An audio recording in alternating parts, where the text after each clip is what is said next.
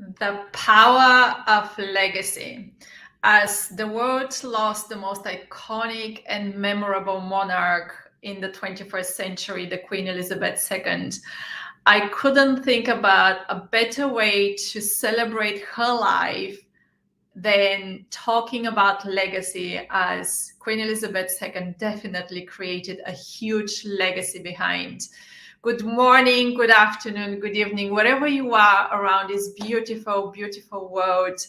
Put a hashtag live if you're watching it live right now. Put a hashtag replay if you're watching it on a replay. I want to see who is watching today.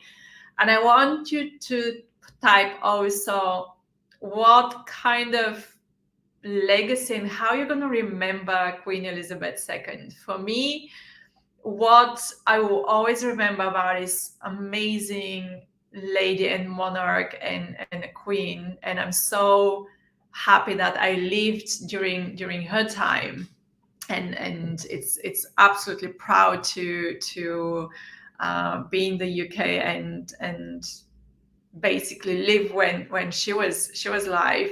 What I'm going to remember about her is three things, actually. The first one is her witty humor.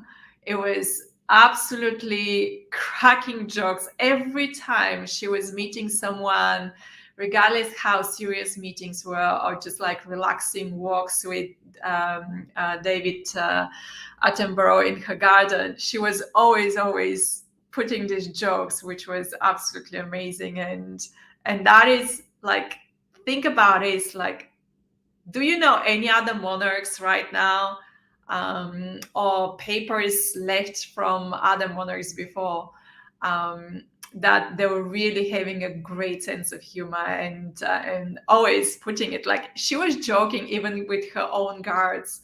So that was absolutely brilliant. So I want you to put in the comments how you're going to remember Queen Elizabeth II, and what kind of legacy you think she left behind, because I want to speak about legacy, her legacy, and also our own legacy and the power of legacy today. The second thing I'm gonna remember about Queen Elizabeth II is the rebel in her. She was a rebel her whole life. Think about that. Like she just there was so many different stories what I obviously read because I wasn't born even at the time when she decided to drive a car against the will of her father, King George the Sixth. So that was like total rebel, and I think she was a rebel to the end. And the third thing I'm going to remember about Queen Elizabeth II was her resilience. She was resilient through 70 years on the throne. Think about so many wars and economic crisis and up and downs in the life of a country and all the 15 Commonwealth realms, to really be able to guide and reign through 70 years. Think about it, these are 7 generations. You have to have a huge resilience. So hat off, absolute hat off to the person she was and what she did. But let's think about the legacy she left, because when I was thinking, the way how I celebrate actually that is actually I celebrate the life of the person. So I celebrate that with the huge, that like my biggest reference to the joy of that person, but also huge respect to the person. So I know that right now UK, the entire country is mourning about the dead, but I personally think that we should focus on celebrating Queen Elizabeth II life instead of focusing on her death. And what better topic it is than to speak about the legacy. So for me, she left 2 legacies which are huge, except what she created throughout all the 96 years of her life and 70 years on the throne. She left 2 legacies which are really huge for me. The first one was the teaching to all of us to put people first. Put in the comments what you think about that, because for me it's huge. She was definitely was a great example to put people first, and that is a legacy what not many people in this world in the first 21st century, in the current 21st century, can not just say but also show it with actions. And the second legacy she kept was teaching us how to keep family united. You put in the comments what you think, but she really showed us in many occasions to keep family united. And I want you also to remind you that she bowed her head only once. Like, monarchs don't bow their heads to anyone. This is their rules. Accepting or not accepting monarchs and their rules, but she bowed her head to one person only in her life, and that was Princess Diana. So yes, it's emotional. It was amazing that she did put people first, and she put family first, and that was a huge legacy. So let's think about the different ways to speak about her life and celebrate her life, because that is important.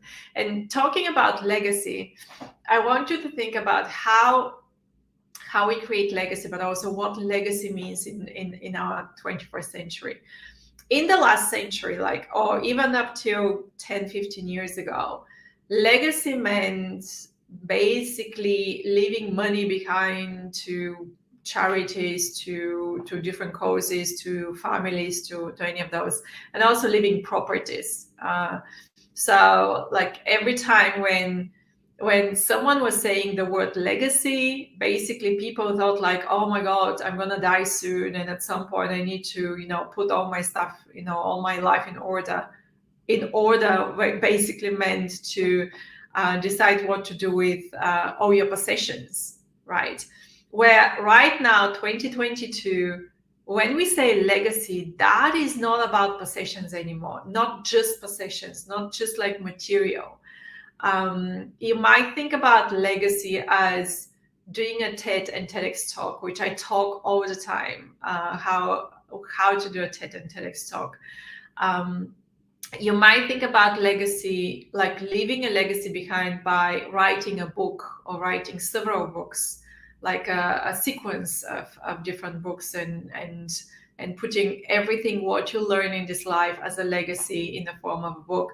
You might think of doing a podcast like a legacy in the form of a podcast. There's so many amazing people around the world which are really, like, I've got names straight away of my favorite podcasts. I love Joe Rogan. I love I love so many podcasts. I'm not gonna mention a few the others what I watch, but podcasts are huge legacy, and that these podcasts are gonna live as long as there is internet. Same with TED and TEDx, right? Same with the books, like the physical books or the digital books, as we now a lot more listen to books instead of reading the books, right?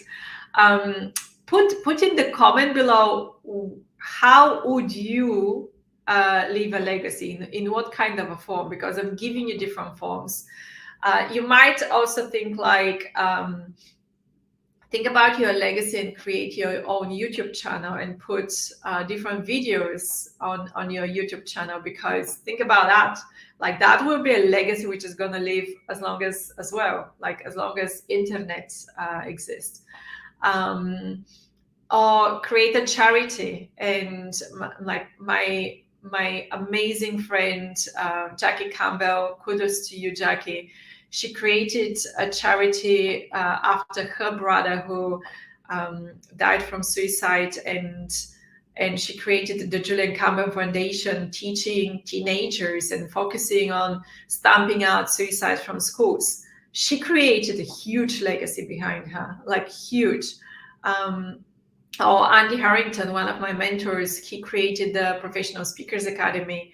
And honestly, to be part of such kind of a network is amazing. But what he created in the academy with all the teachings for professional speakers, it's a huge legacy. It's just huge.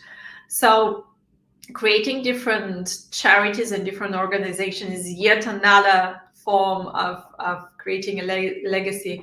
Or another form, what I can think about is educating people via social media, like create your own channel, regardless of what social media. Of course, social media is basically based on where your audience is and who is gonna watch your legacy. But don't be afraid to start creating your legacy now, like today, because life, as you can see, is too short, and we don't know how long we're gonna live, and how long is going to be before we are no longer with the people here, and passing this knowledge, passing this experience, like creating that legacy. For me, legacy is more of a knowledge and experience than the material and the possessions.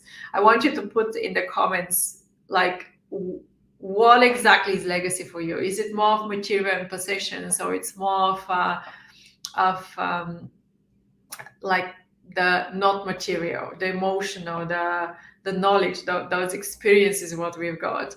Barry Shaw, I was a guest on his podcast, and I think it's going to be published very soon, next week. But Barry Shaw did say always something which is absolutely amazing. He says, you need to go MAD. MAD stands for make a difference, MAD, make a difference. So kudos to you, Barry Shaw. You are absolutely amazing and so humble person, and I'm so grateful to know you. I can see a few comments. I'm gonna come to all the comments, but go MAD. Like today, when I know we mourn for the Queen, but I celebrate her life with this life. So just go MAD, go make a difference, because that is what is super important. Let me just go through the comments.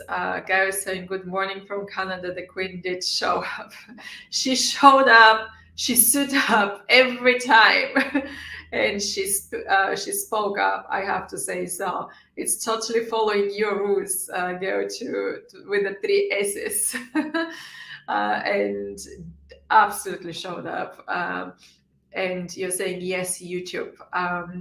You started a YouTube channel, and those of you who don't know Gail, just go and connect with her, because honestly, she's amazing. I love you, Gail. It's amazing and such an honor to know you in person. But what you're about also to create is brilliant. It's gonna be huge legacy, like huge legacy, and I can't wait to be a little tiny part of your legacy as well. So all of you watching right now, put the hashtag live if you're watching it live, or hashtag replay if you're watching it replay. I'm speaking about legacy because this is what make a difference, as Barry Shaw says. Like, making huge difference in the world is by creating our own legacy. And I want to remind you to be like the Queen, like create your own legacy. Well, regardless what that legacy is, like material possessions, or non-physical, emotional, energy-wise. That is your legacy. Just put it in the comments what type of legacy you would create. My own legacy is teaching you how to do TED and TEDx, and I don't usually mention and talk much about this on my own podcast. But I'll tell you why I start creating a TEDx. By the way, if you want to do a TEDx, go and watch. It's a free mini course I created for you. It's how to apply for TED and TEDx. So it's www.tobiaspeaker.com/apply for TED.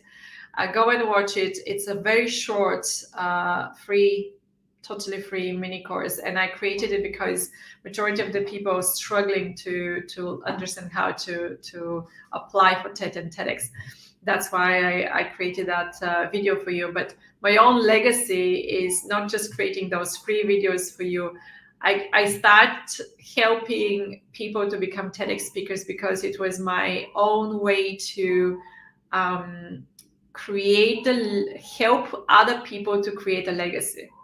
So legacy was like a huge driver when I decided to become a TEDx coach. So if you don't know my story, I have 19 years experience as a digital transformation director, and I worked with 21 different corporates, industries. And back in 2020, I was one of the first people in London who got COVID, and I was so sick I couldn't get up from bed for 2 months. And at some point, I checked my emails and I realized that I lost all my clients. It was just like, what is going on?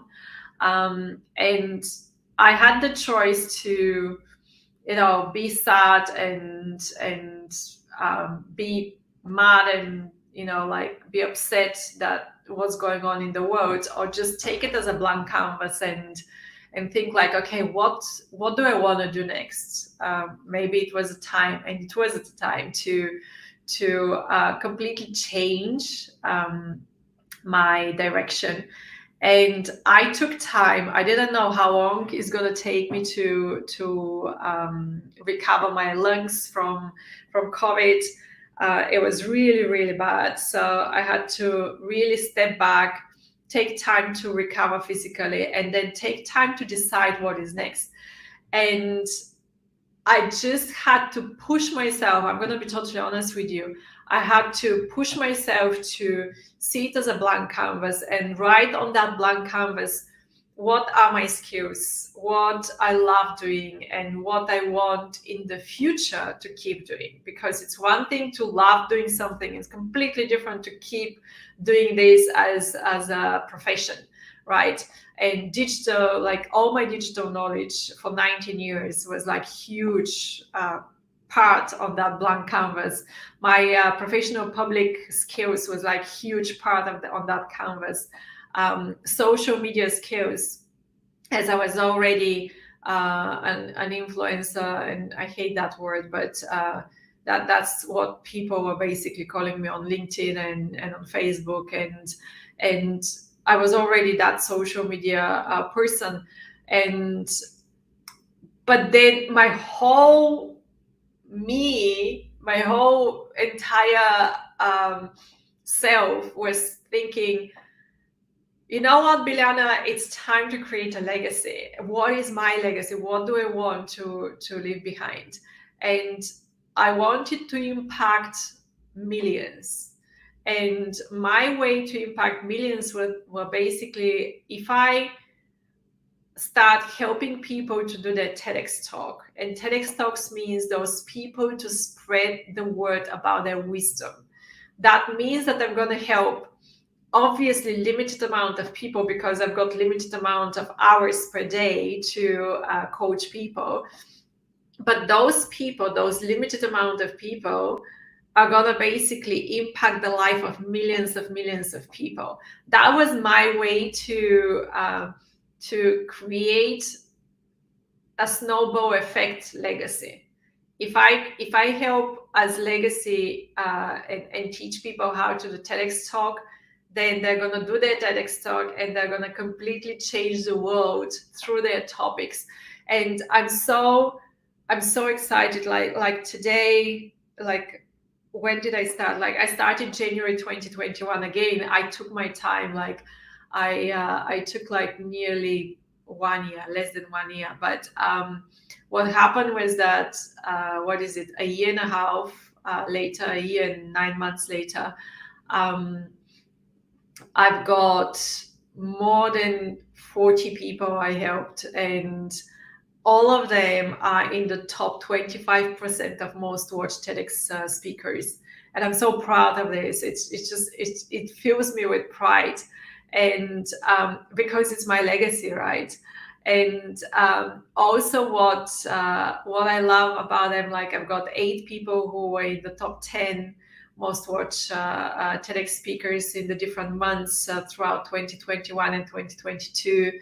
I think the stats, I didn't do stats lately, but about 2 months ago, there were about 3 million views in total across my private TEDx mentees. So I'm talking about like 7, 8 people. So across 8 people, there were like more than 3 million views on TEDx Talks. And that was that legacy impact, that snowball effect, what I wanted to create. And I'm sharing this story because it's really a lot. What I see right now is that a lot of people think like, oh my God, should I leave my job or not? Should I stop running my business, go back to corporate? Should I leave the corporate, start running my business? What do I want to do? Is that the right thing? What I should do for living and for work?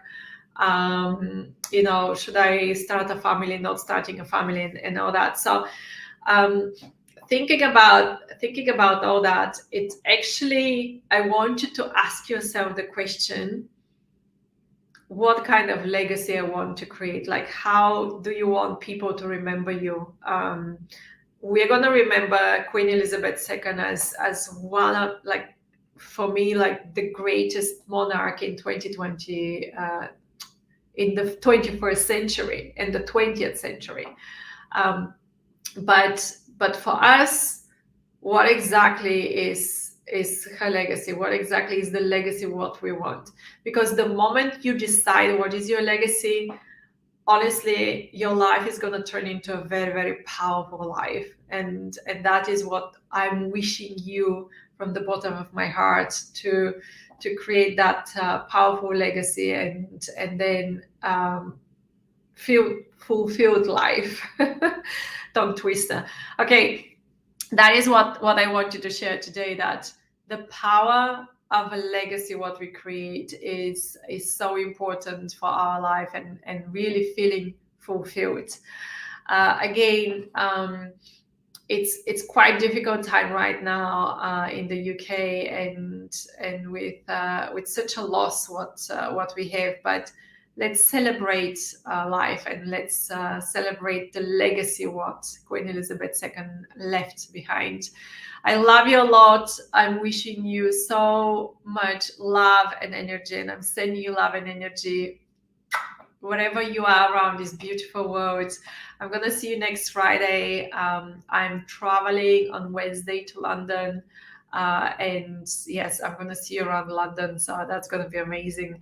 I love you, and I'm gonna see you next Friday.